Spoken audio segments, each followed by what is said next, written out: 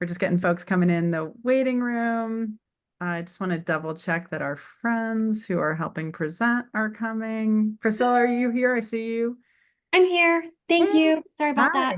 Yeah, no Hi. problem. If you want to turn your screen on, that'd be great.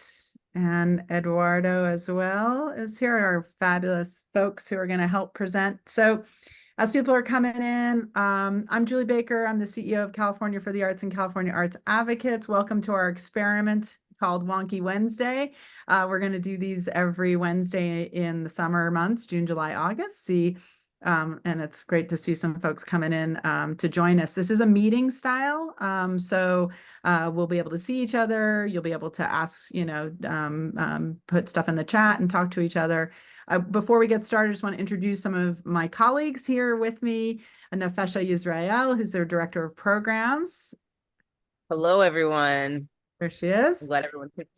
Thank you. And then she's letting people in. And then Terry Ball, who also is a programs manager. Some of you probably know Terry from all the relief funds and all sorts of programs. And of course, hopefully some of you have come to our summit and know Nafesha and Terry and others from that. So, if you want to advance to the next slide. So yeah, so welcome. We'd love it if you introduce yourself in the chat. I'm certain at this point everyone is extremely familiar on how to manage a Zoom call. If you could acknowledge the indigenous land where you reside, that is the practice we like to acknowledge in terms of where you are. I'm on the land, the unceded land of the Nevada City Rancheria Nisenan, who are currently continuing to try and fight for federal recognition, re-recognition of their status as the tribe native to this area. I did want to also acknowledge that this event is being recorded. So if you don't want to have your screen on for not being recorded, that's totally fine. And this is meant to be somewhat informal, really. It's an opportunity for us to share what we're working on in terms of direct lobbying efforts, some of the things that are going on in terms of legislation and the budget, and getting a little bit more wonky, as they say, in terms of what we're doing. Next slide.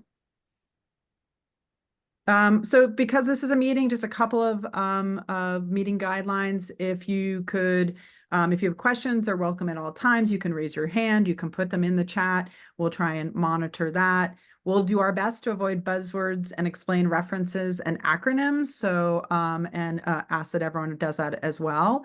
If you are going to speak, please, raise your hand, as I said, but be respectful of your fellow advocates here today, honor perspectives, give others time to speak. And if you're not comfortable speaking up and being on screen, as I said, you can certainly put stuff in the chat as well. All right, next slide. So I think most of you know who we are, but I'll just quickly state it again. So we have two organizations. Our C4 lobbying organization is California Arts Advocates. This is where we work in Sacramento to try to influence things that are happening in terms of legislation and resources for the arts, culture, and creative workforce. And then we also have our C3 nonprofit organization, California for the Arts. We do most of our programming like this. We're the summit, and we do activations and building advocacy networks, giving folks the tools to be effective and successful advocates for arts and culture and creativity. Next slide. Oh, that's me. Looking a little different than I do today. I don't know where you are, but it's about 95 degrees where I am. So we're definitely not wearing jackets today. And next slide. It's also a pleasure to introduce today Priscilla Quiroz, who is the legislative advocate at Shaw, Yoder, Antwih, Schmelzer, and Lange. It's our contract lobbying firm based in Sacramento. Say hi, Priscilla. And Hi, everyone. Nice to be here. Apologies. I was looking for the mute. yeah. And then also with us, it was a pleasure to have Eduardo Martinez. Eduardo and I and Priscilla and Jason, our other lobbyists from the firm, work together on a lot of different efforts in Sacramento. And Eduardo, where are you? Are you in there somewhere? Say hi. Thanks for having me. Looking forward to it. Yeah, awesome. And Eduardo specifically has been working as a lobbyist for Actors Equity. And so those of you familiar with the Performing Arts Equitable Payroll Fund, SB 1116, Eduardo and the firm he works for, as well as Actors Equity and the Theater Producers League of Southern California, were the sponsors of that bill. They've been working really hard to make sure that bill not only made it through the legislature, got signed by the governor, but also received funding. And then this year, of course, protecting that funding. So we'll talk a little bit about how we work together and build coalition and some of those systems. So we'll go to the next slide. So I'm going to actually stop talking and hand it over to Priscilla, who's going to walk us through the California budget process. Priscilla, I might jump in at times, add in some things. Eduardo, Yeah. feel free to do the same. But this should give everyone an overview of what the process is like in terms of what's happening in Sacramento currently, actually at the moment in time, but overall how the overall process works. Take it away. Yeah, I'm happy to, talk about the process, but and yeah, this is our little slideshow, just kind of budget 101. So feel free to, ask questions. I can't see everyone on the call, so feel free to speak up if you have a question. So we can go to the next slide. So yeah, I just want to make sure that we're all on the same, this page about terms that I'm going to be talking about today. The legislative process is very different than the budget process, the way that bills are kind of handled. Budget process really, I think overall the legislature is kind of bound to deadlines, and the budget process is not one to be, is same, but it's more constitutional deadlines. With the legislative process, they make those deadlines with the Rules Committee. But these key terms, I'll just quickly review. The Budget Act, that's the budget bill that the legislature will pass, and that's signed by law by the governor. And the governor is able to make line item vetoes, which I'll talk about a little bit later.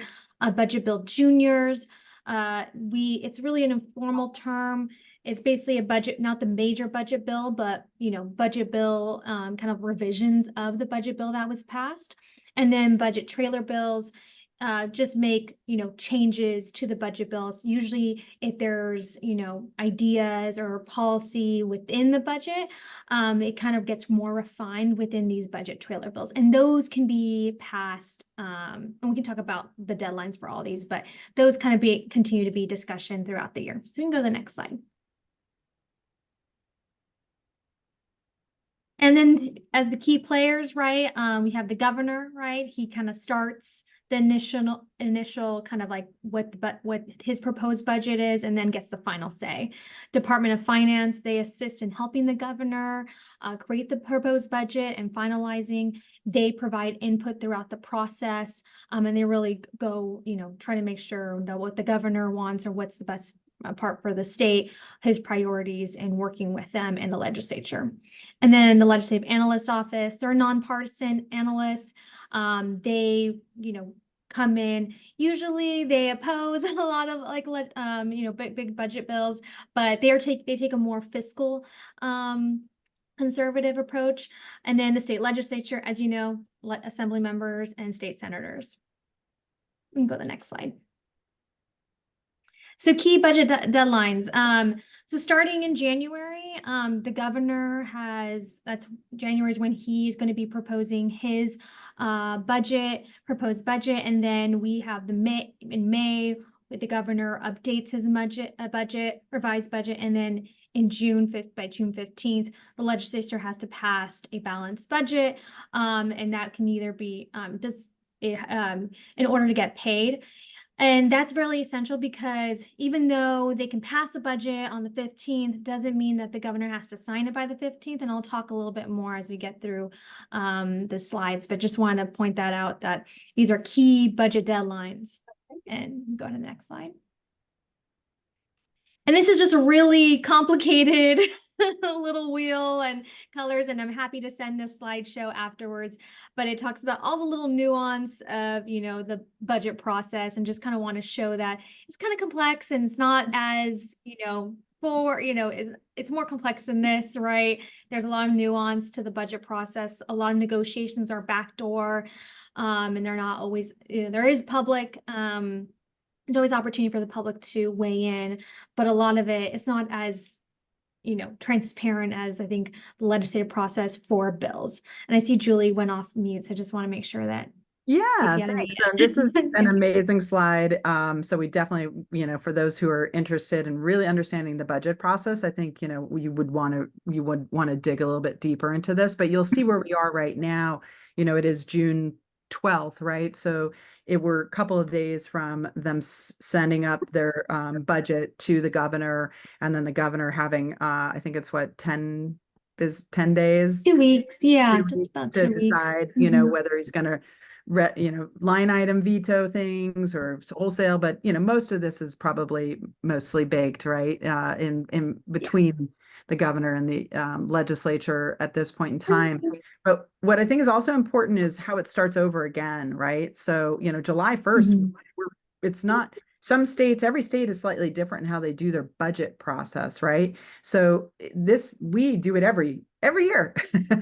So we go back again, right? And so in July is when the fiscal year starts, but it's also, and you can't really see this too well on this on the presentation yet, but the fall is when you can start as advocates starting to meet with your elected officials, potentially even in district when they're on summer recess or whatever it may be, or their staffers in district, and start to talk to them about what's going on in their community and what the needs are in terms of arts and culture funding, or maybe it's regulatory. Maybe you need things in terms of, public art, or you need things in terms of nightlife, entertainment, and codes and regulations.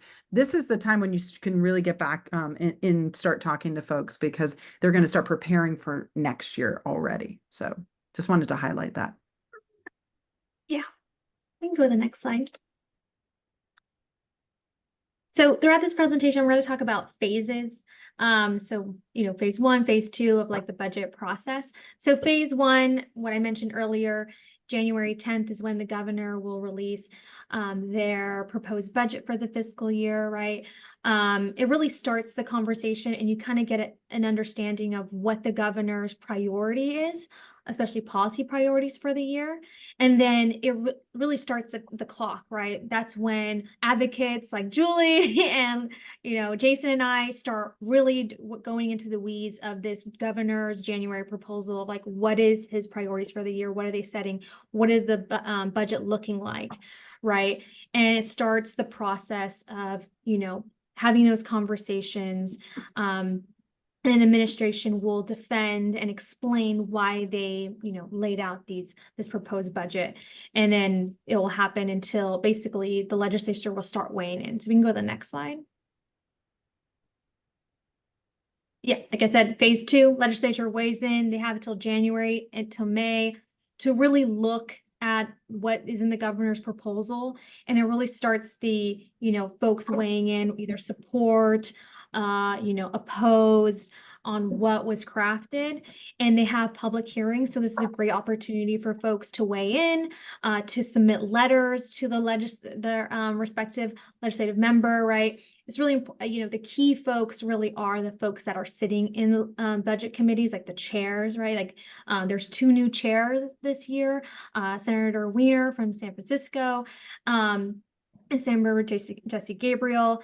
They are new, but in their face, we'll talk about this a little later, but they are really key to this. And there are budget subcommittees in particular issue areas as well.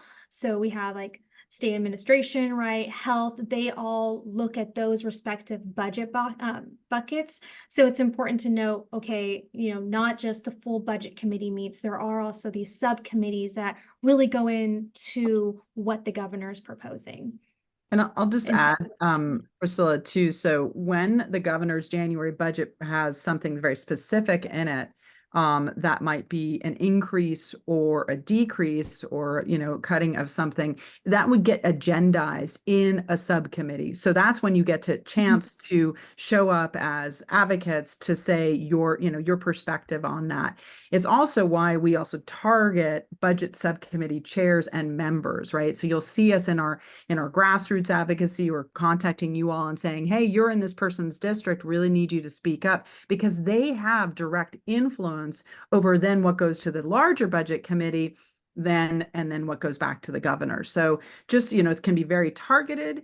And part of why you also in the fall want to try and get something, let's say, into the governor's budget is so that it does get agendized and it gets talked about in committee hearings. So that's sort of just kind of a little bit more of the sausage making too.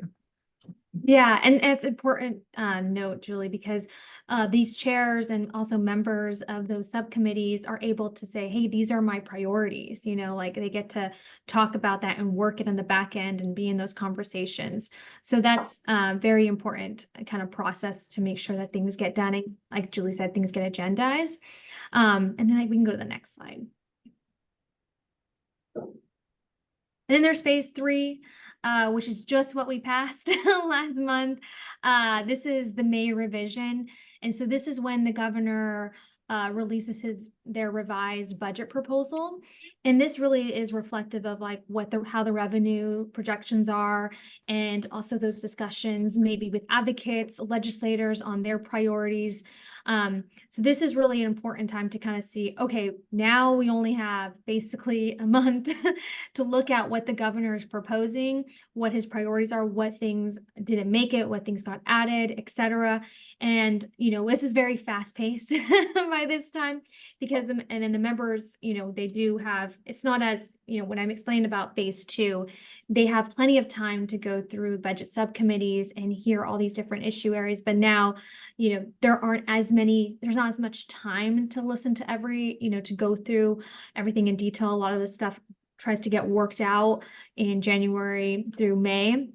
But obviously there are a lot of tweaks, but this is really kind of off to the races. You have 1 month and then the legislature tries to finalize their version of the budget to send over to the governor. So we can go to phase 5.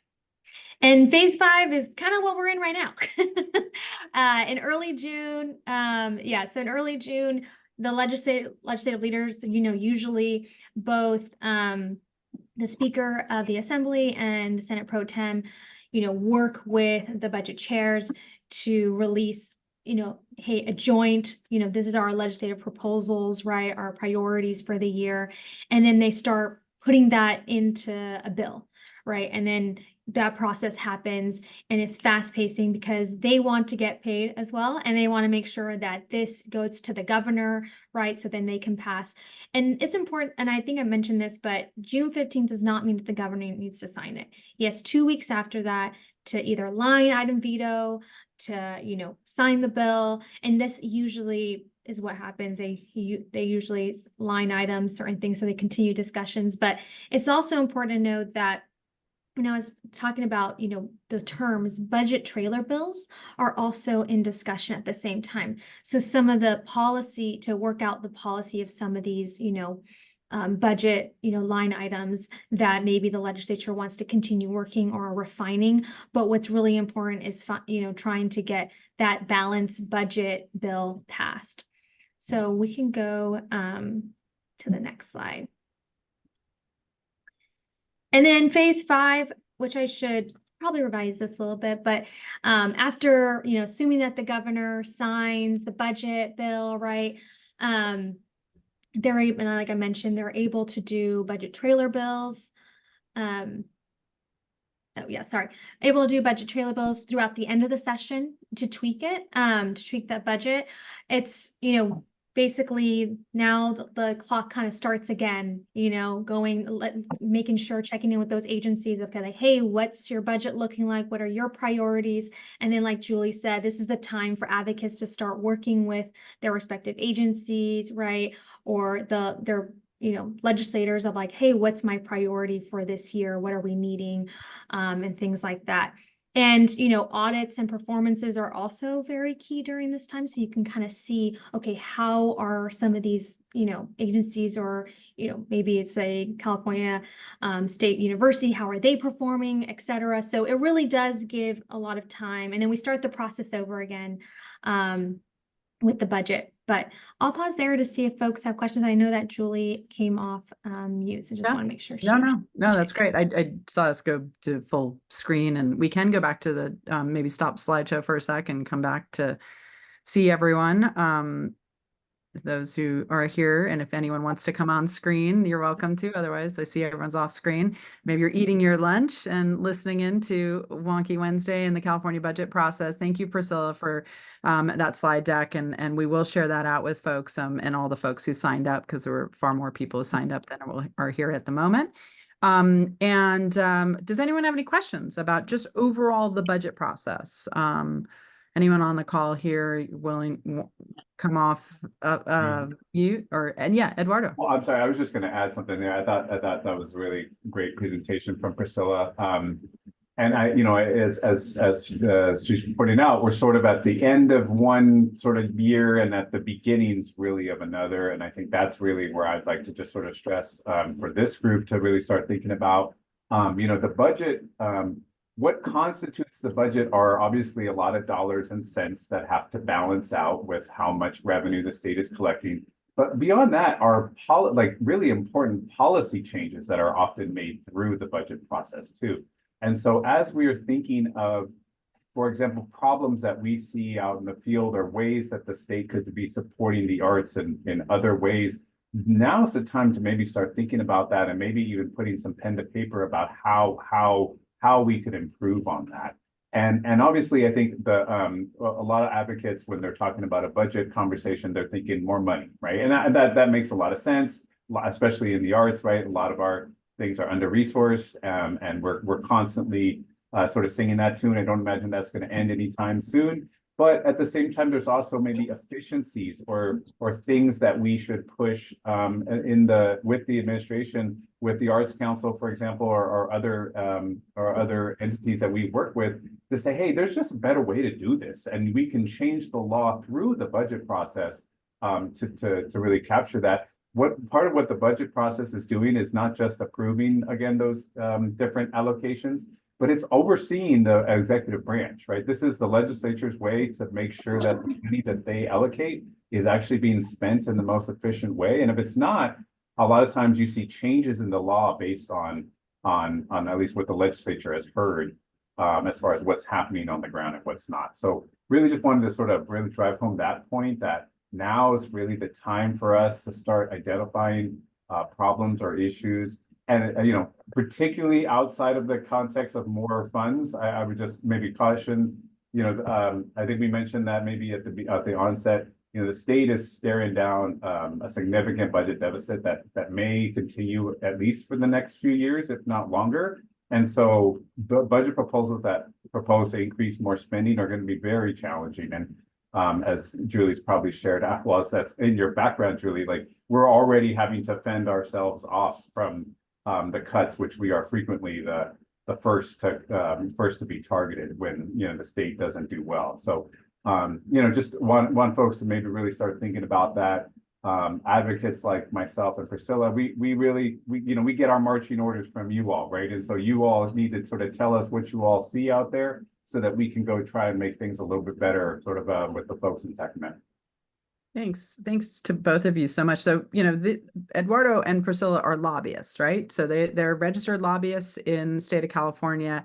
I am not. I work for California Arts Advocates and Californians for the Arts as a staff person who then works directly with the lobbyists to make sure that there is a face that I just have one issue, right? You guys have multiple issues that you're often representing. You're talking to ledge offices or budget committees about a variety of things. And then our work also is to make sure that we're hearing from you all in terms of what is really critical to explore. Could either of you address, we had this incredible budget surplus, and now we have this, now we're into this amazing budget deficit. Can you explain how the California budget process works in terms of how we could have such a massive yo-yo effect in that way? Could one of you share on that? Yeah, I mean, there's maybe just a real high level, because that's all I kind of understand. Generally speaking, the state gets its revenue from sort of three sources, right? Personal income tax, sales tax, and sort of corporate taxes or capital gains taxes is how I should put it. And essentially what happened is at the onset of the pandemic, The economists that work for the state predicted, a huge recession, and as a result, predicted deficits. And we pulled back spending, various things of that sort. Well, that didn't end up being the case, partly because there was a lot of COVID money to prop up states, right, while we were sort of shut down. And so then we came back and said, oh, actually, no, never mind. Those assumptions were totally wrong. We actually have a historic surplus, which is what we were looking at last year. But then what happened is I mentioned the capital gains portion of one of the three big revenue sources. That's actually that's the largest, the capital gains. And folks did not do as well in the stock market as they did in the years prior. And as a result, we saw a huge dip in capital gains revenue than we were expecting. And so that's why you've seen sort of a bit of a seesaw back and forth of states doing great, states doing terrible. Part of what this budget is proposing to solve a little bit is to have us, sort of sock some money under the cushion, for lack of a better term. When we budget, we should budget for sort of the next year as well as the current year we're in, so that we don't have these huge fluctuations in revenue. And then as a result, for example, with Julie's help, we got this funding for the Equitable Payroll Fund last year, which was fantastic. And then the very next year, oh, never mind, actually, we're going to cut that funding. It was like literally within 6 months. So how do we avoid these kind of ups and downs? And we're certainly arts funding is certainly not the only category of funding that's probably experienced similar things like that too, of the ebbs and flows. So I think that's partially why we've been in there, and we're hoping to try and smooth that out a little bit. And last year there was delays for, folks that were impacted by some of the storms. And so it was hard for the legislature to kind of get a full understanding of what the budget was looking like.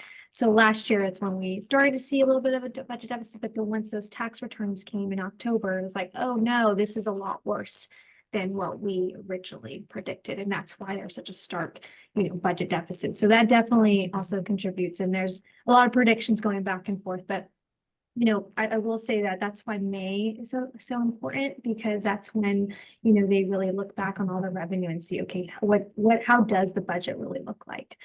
So that's why these processes are very essential in every step of the way.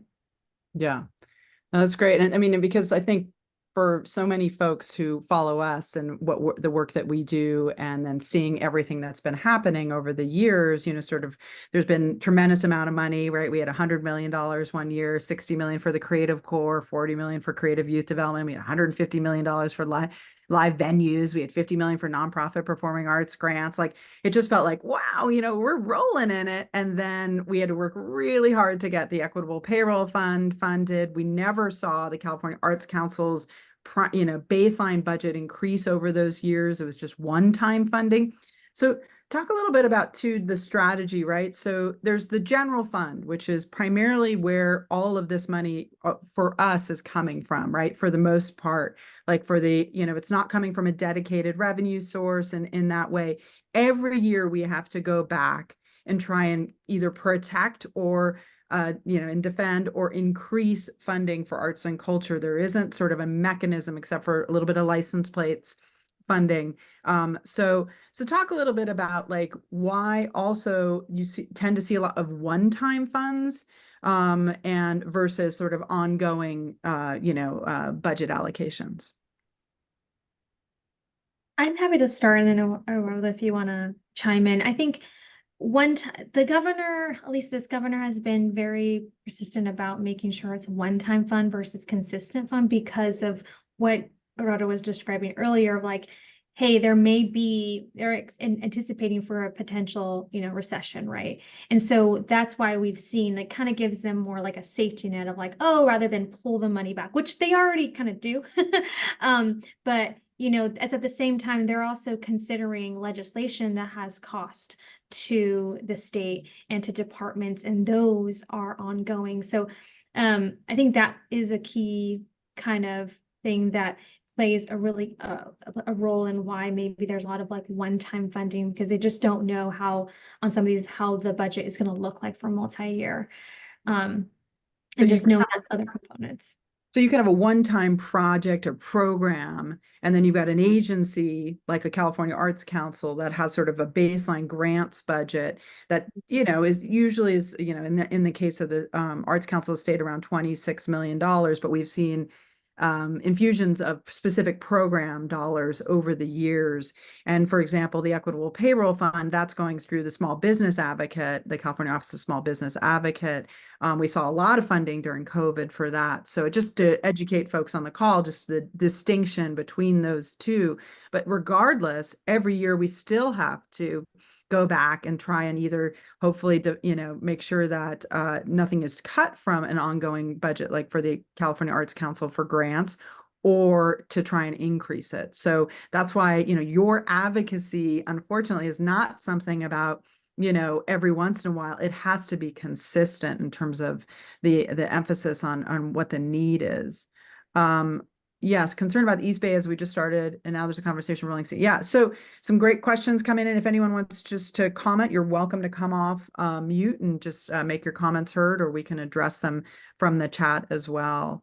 Joshua, in terms of the conversation of the rolling CAC into the Office of Business and Economic Development, the legislature rejected that. That is not in the budget but now the governor could put that back in. There's still that possibility. So it really is dependent upon how much the governor really wants this. So we're into these final negotiations. But when they're really talking about the final negotiations, they're talking about billion-dollar items, right? They're talking about massive housing issues and climate and education, sort of the bigger pots. Not yet have the arts been that massive pot. So for all of us in the arts, $12.5 million for the Equitable Payroll Fund is a really critical amount of money to the overall budget for the state of California. I think this year is what, $290 billion, I think it is this year, something like that. It's what some would call budget dust, but it all adds up.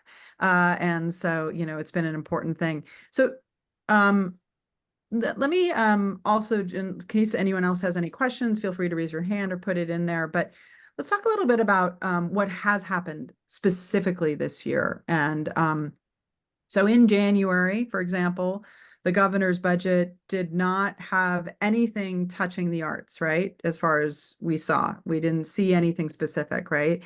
There was nothing. Cuts, right? Right, cuts, yeah. Right. No increases, but no cuts, right? In the January 10th budget, right? And then things were heard over the, time period in those budget committees, et cetera. And then the April, many of you came to Sacramento and did Advocacy Day. And as part of why we do Advocacy Day in April is that it's close to the May revise. So we're really trying to influence both the legislature and the administration to see the value and impact of arts and culture and creativity. Then the May revise came out on, I think it was May 10th, right? And the governor made, his speech about it, but there wasn't detail. Do you guys remember that? How the detail then took several days to come out. And the devil's in the details, when we started to learn that they were trying to eliminate the $12.5 million that we fought so hard for at the end of last year's budget, as well as cut the Arts Council's budget by $10 million, right? And that's when we had to really, and I say we, because this is the power of building coalition with all of you, as well as with others like Actors Equity and California Arts Advocates and Theater Producers League of Southern California and so on, is that we worked really fast. We mobilized so quickly, right? That we were able to influence then the budget subcommittees and then the final budget that's been put forward to actually put back sorry, I just got a message. Put back the $12.5 million for the Equitable Payroll Fund is what the legislature has proposed, and a cut of $5 million to the Arts Council, not $10 million ongoing. So it's $5 million 24-25, the same $5 million 25-26, and then restore 26-27. That's what the legislature's proposing back to the governor, and not having it moved to the GOBIZ, the Governor's Office of Business and Economic Development. So where we are right now, for everyone's understanding, is that we are waiting for the very final. We see it. The AB 107 is the budget bill that the legislature is putting forward. It does show a $5 million cut to the CAC. You don't see anything about the Performing Arts Equitable Payroll Fund because that was last year's budget, but it doesn't show that it's being cut. So that's good news. So now we're just in waiting mode to make sure that the governor accepts, particularly for the arts, the changes back that the legislature has put back. So there was a 58% cut in arts grants programs with all of that. And based on what the legislature wants to do, that's a 75% restoration of funding, 12.5 million and 5 million versus, so that's good news for everybody. Thank you for showing up in terms of your advocacy. Eduardo, why don't you talk a little bit about, from your perspective, the value of us working as a coalition in terms of what you see in terms of how that's been, from your perspective, how that's worked? Yeah, definitely. And maybe before I do, I do want to just stress the point you made about being able to activate and immediately respond to things. I think we even heard either one of the legislators or somebody from the administration, Julie, right, like kind of surprised at how quickly we mobilized folks, right? And we're like kind of taken aback. And so I think that coalition and that sort of united front on this is certainly had to have played a role in our success so far. Yeah, so what we sought to do, for particularly speaking on behalf of equity, is what we have found is in the past when we have had similar but different requests or priorities for the arts, that we end up undermining one another and we end up getting nothing, or less than is deserved. I think one thing always to keep in mind with the budget process, it's very different from the legislative process, is that it's a zero-sum game in the budget process, right? There's only so many dollars to go around, and the Constitution requires the legislature to have a balanced budget, which means you can't spend any more money than the money you have coming in the door. So legislators are always looking, and their staffs are looking for how do they maximize those investments. And how do they appease different constituents? So many, very different. And I think one thing we've found some success on is knowing that the arts community is sort of speaking with one voice and has one set of shared priorities that helps the legislature understand how to direct, how to solve for those problems, rather than trying to, okay, well, let's see, Julie needs this money over here, so let me give her a little bit of this, and then the Actors Equity folks, we need to keep them happy, so we'll give them a little of that, and or maybe we get nothing, right? Because there's no way we can make both groups happy, so we'll just go give all that money to, I don't know, K through 12 education or something like that, some other worthy cause. And so we're sort of the need for the coalition is not just to sort of be there to respond early and often as we have ably through Julie's leadership, frankly. It's also to help the legislature sort of guide them on really speaking on behalf of an industry or a sector or sort of a group of advocates to help them determine how best to allocate those limited dollars, and knowing that everyone who's kind of from the same sort of ecosphere, for lack of a better word, knowing that we're all saying the same thing helps them feel more confident about those decisions. Thank you so much. Yeah, I mean, I think what's important is that, that narrative, that building of that case for why the funding is necessary for our sector, when often when we're coming up and we're saying with the Performing Arts Equitable Payroll Fund, this was specifically for small performing arts organizations, nonprofits under $2 million. And then you've also got the California Arts Council. So, if we were coming out and saying, well, we need this and we need that, they don't, because they're not issue area experts for arts and culture necessarily, staffers and legislative offices. Some of them are, they'll have that in their portfolio, but they're really looking to us to understand what does the field need and what should we prioritize. And if they're getting 50 different requests, it becomes difficult for them to, with these limited pots of funds, to determine what's critical and necessary. So when we can come together and speak as one voice and essentially sort of almost pre-negotiate amongst ourselves, right? what it is we're doing. And so Actors Equity and California Arts Advocates have worked very closely on what is the message, what are the letters, who do we know, who do you know, who are we meeting with? And that's been a very successful partnership thus far, and really grateful to Actors Equity for working with us in that way. And and I also just want to stress the importance of our legislative champions. We can only apply so much pressure from the outside. Okay. We can't write something into legislation. That has to be a legislator, or it has to be the administration. So finding those champions, and I'll say this, I've never met a legislator who says, I don't like the arts, right? But making it a priority within their portfolio of issues is the thing that we all have to work together to get towards that, right? So we've been extremely lucky to have someone like Senator Anthony Portantino from Los Angeles, who has worked extremely hard over the last several years to make sure that SB 1116 was signed by the governor, got through the legislature, and then got funding. And without his prioritization of that, our work would not have been couldn't have been as successful, right? We needed that champion. So I'd also say to everyone here on the call is that developing those relationships with your elected officials, with the people who represent where you live, letting them know what you bring to their community from an economic standpoint, from a social standpoint, from a change and transformation standpoint, community health and wellness, and all the things that you do, how critical that is for them to understand, then becoming a priority for them in what they represent inside of the legislature. And then you need that champion. Again, we can't write it. It has to be inside of there. And also just want to say that the governor's actually been quite an amazing proponent for arts and culture over the years. He, every year until the budget deficit, has actually proposed increased funding for arts and culture. In this year, obviously in the May revise, we were all sort of like, oh, okay, whoops, gotta go out and fight to get this back. And there were cuts pretty much across everything. It isn't like the arts were targeted. I just want to be clear about that too.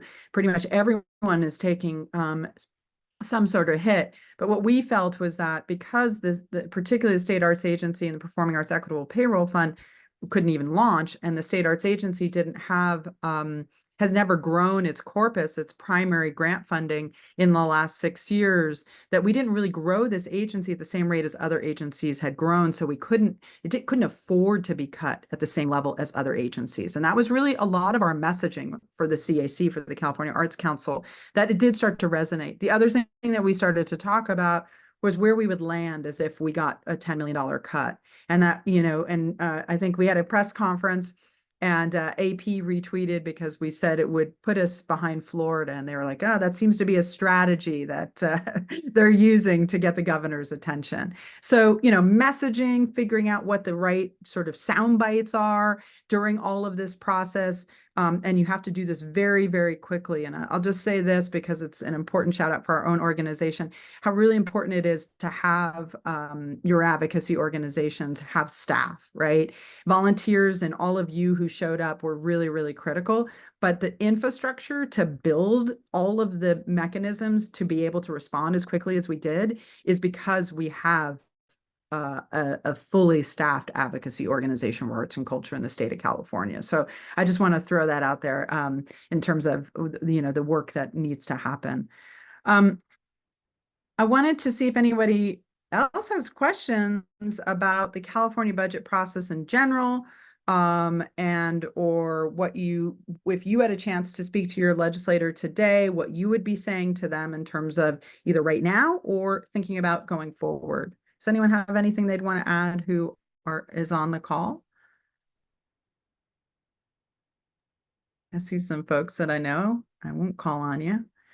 I was gonna suggest, sorry, go ahead, Joshua. Yeah, go ahead, Joshua. I keep thinking about 2028, and I keep thinking about the Olympics coming to California, and I just keep thinking about, how important culture is going to be when the world is watching. And if we don't invest in the sector now, how can we expect the world to see California's culture on display in 2028. So that's my, that's always my thinking right now. And I wonder, I just wonder what that will. Oops. I'm sorry. Yeah. I wonder what that will mean for. I just wonder what that continues to look like if we are constantly under. It feels like if we're under. We continually have to fight for our cause, right? Yeah. Yeah, no, I mean, I think that, investing in creativity is something that we've felt is a critical thing that they need to understand how important that is for the future of the creative workforce, for the future of California. And so I absolutely agree with you, and certainly in terms of what's going to come in 2028. And I know that's been a large part of the messaging that Arts for LA is incorporated locally in terms of investment in Los Angeles area in terms of arts and culture and infrastructure. So I think that's right. I think and I think, I know you're an amazing advocate, Joshua, and I think it's important to continue to have those conversations with our legislators in the greater Los Angeles area. Of course, there's many of them. I mean, there's 120 legislators, there's 80 assembly members and 40 senators. And so, every one of you has representation both on the Senate and the Assembly side. And it is really critical to build those relationships. And I'll share with you too that I don't think he's on the call. I was hoping that Rick Stein would join us, but Rick is somebody who is in Orange County.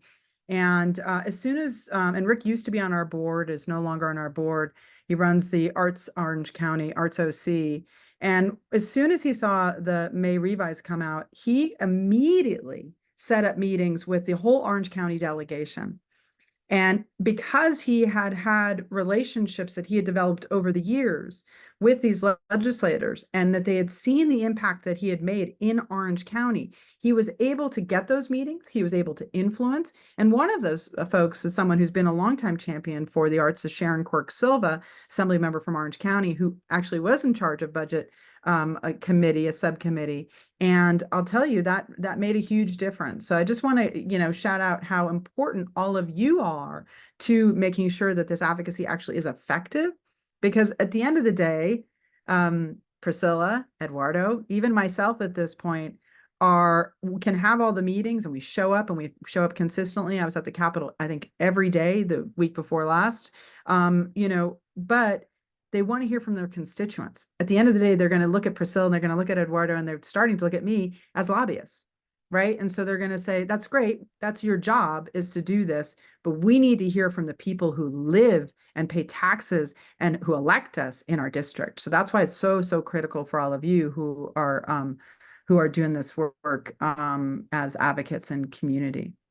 Just to add to that, just as far as like, if you're wondering like, oh, how are they even tracking if you're a constituent? They literally have a system that when a constituent calls, they have to put that information to the system. And if they see, hey, protect the arts, there's like 50 people that emailed or called, they're going to have to let their boss know, like, people in the district are calling and are urging this, and they're going to wonder, okay, what's going on? So that type of, really flooding their inboxes or calling and doing that advocacy and reaching out is really important, because they do keep track for those type of, outreach, especially when it's constituents. That's so important, because I think a lot of times we send out these action alerts, and I think maybe sometimes on the people on the receiving end are like, I don't know, it doesn't make a difference. And it really does, because they are noting these things. In addition, I noticed when we were doing public comment in person at the Capitol during the budget committee hearings, I could see that the chair was also noting how many people were coming about a specific issue.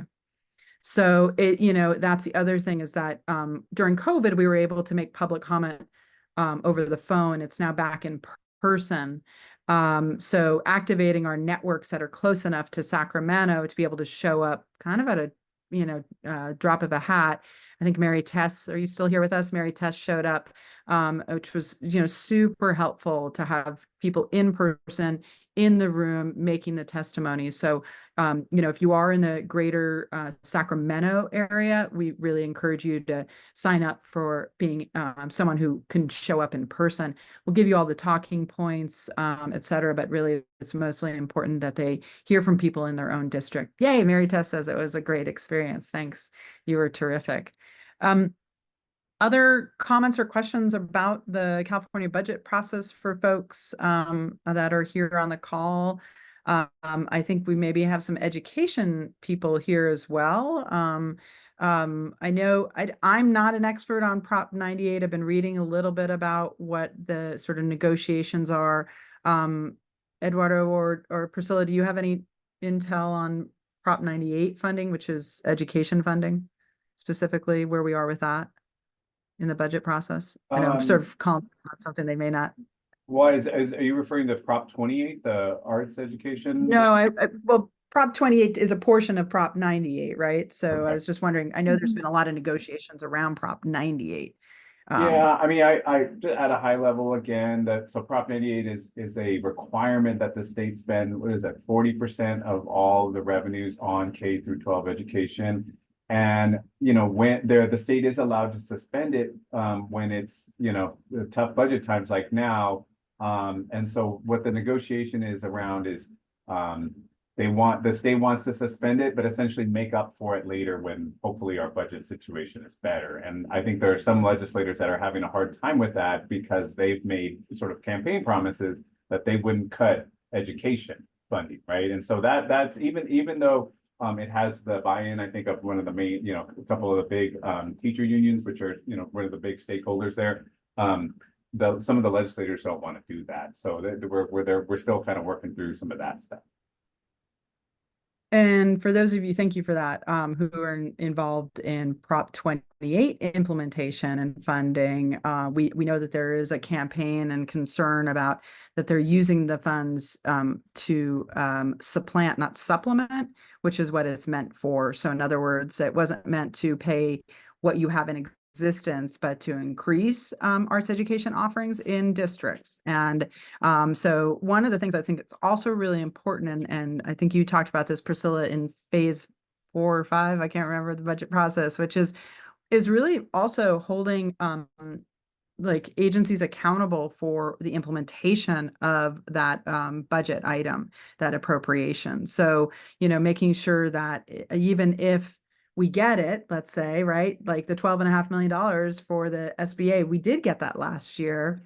We were talking to SBA consistently, trying to get them to open that project up and implement it, with the fear that it would be clawed back, right, which is what happened in the May revise, if it's not implemented quickly. So in other words, like if you see funding, sometimes it's let's spread over 2 or 3 years. If it's not expended and it's a bad budget year, it's at risk of being pulled back, right? So we part of our advocacy also is making sure that these agencies are implementing these appropriations as quickly as possible so that these funds don't get clawed back. So that's something that also your state advocacy organization, your regional advocacy organizations for local budgets are very active in as well. And sometimes we call upon you to do that. Terrific. Well, yes, please, Sylvia. Hi, Julie and everyone.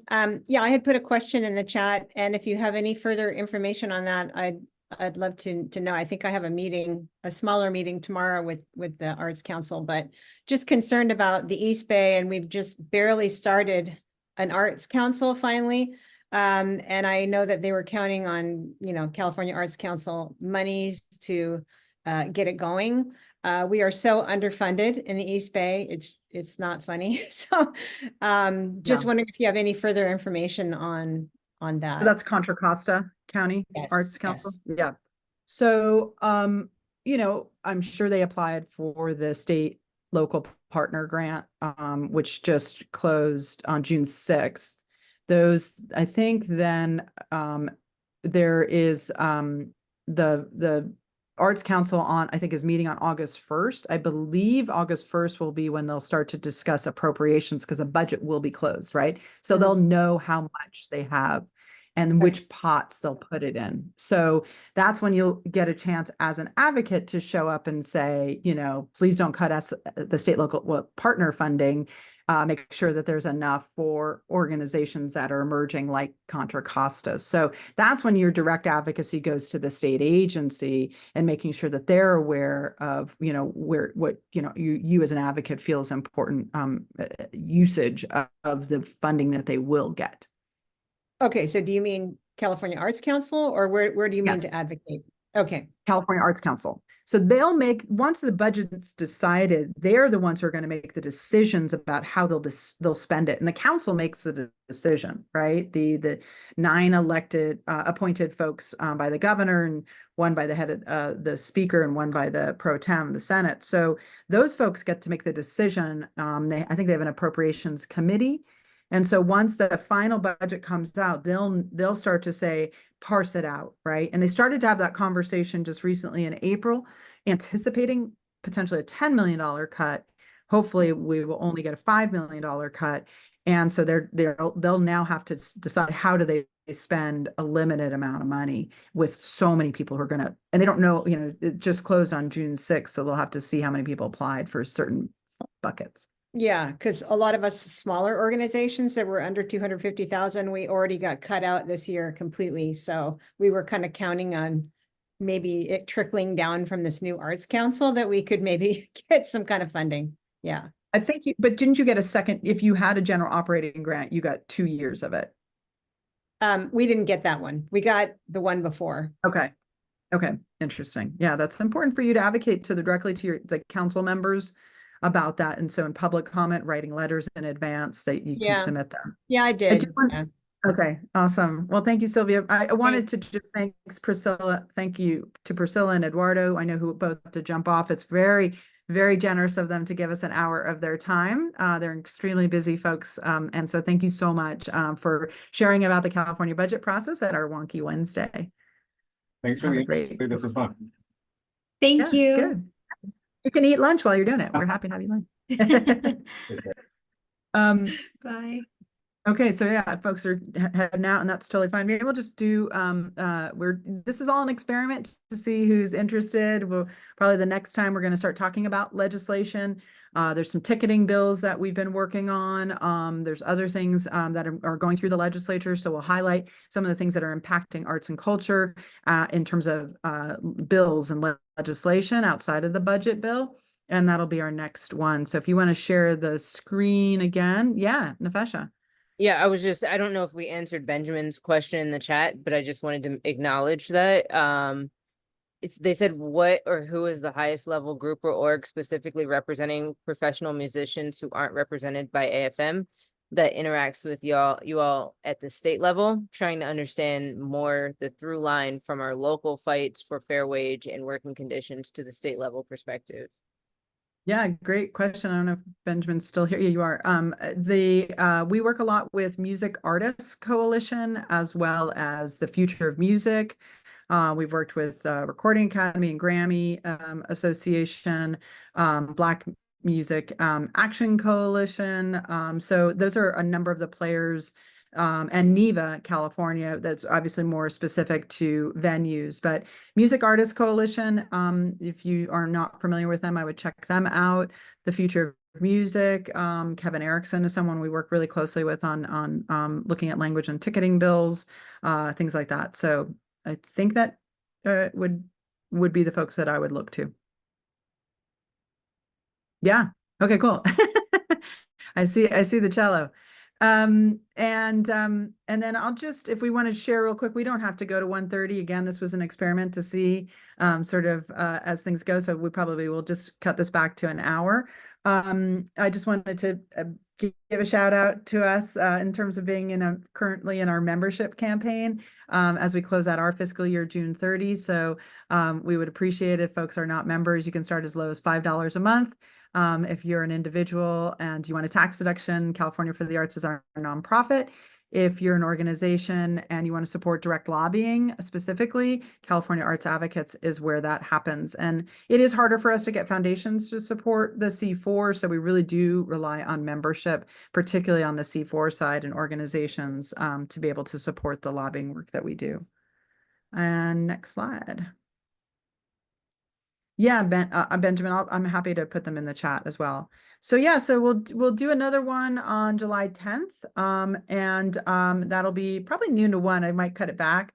We'll see, or we'll keep it open to 1:30 just so we have that extra breathing room for folks.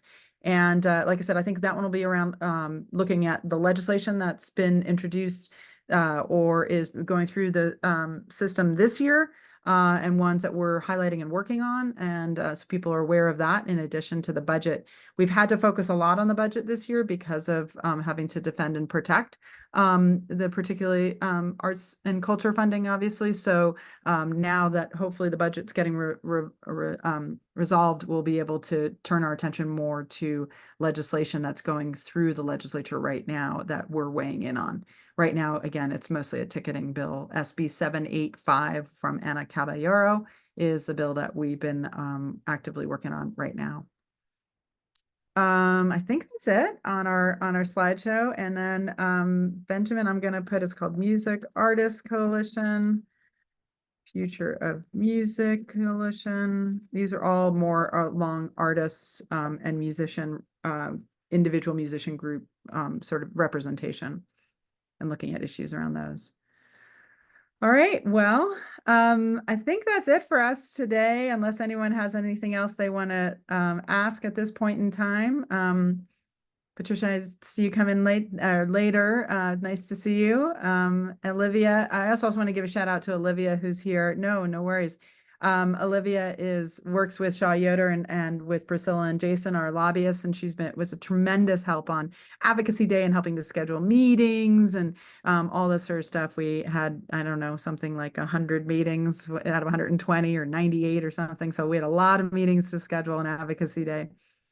And if you haven't been at an Advocacy Day before, they're always in April, they're in Sacramento. But if you can't come to Sacramento, we also give you tools to do that in your community.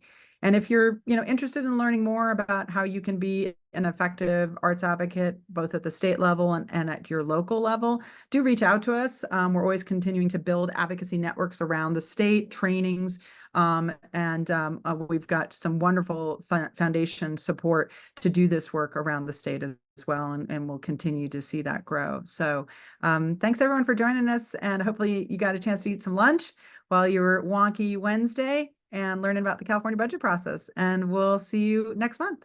Have a great day and weekend. Stay cool.